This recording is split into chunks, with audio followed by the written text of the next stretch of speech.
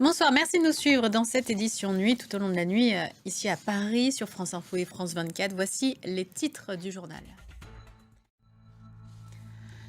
À la une, Donald Trump réaffirme ce dimanche que la rencontre avec Vladimir Poutine devrait se faire très bientôt. Le président américain a également révélé que son émissaire avait pu rencontrer le chef du Kremlin. Des négociations de paix directes entre Washington et Moscou, mais qui devraient aussi intégrer Kiev et la question de la fin de la guerre. Et l'Union européenne prépare sa réponse face aux négociations directes Russie et États-Unis ne l'impliquant pas. Un sommet informel va se tenir à l'Elysée ce lundi. Dans une semaine, l'Allemagne connaîtra les résultats des élections législatives. Les conservateurs, à la tête desquels se trouve Friedrich Merz, sont toujours favoris, mais l'autre parti qui devrait s'illustrer est celui d'extrême droite, l'AfD, avec sa candidate Alice Weidel. Retour sur ce nouveau visage de la politique allemande.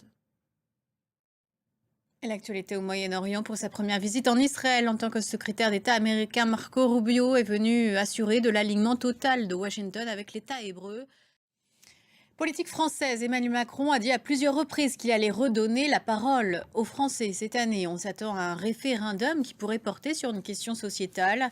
Mais la crainte qu'adresse au président de la République les membres de son camp, c'est que ce vote ne se transforme en plébiscite, avec l'exemple historique du référendum perdu par le général de Gaulle en 1969 ayant entraîné sa démission. Jeff Wittenberg.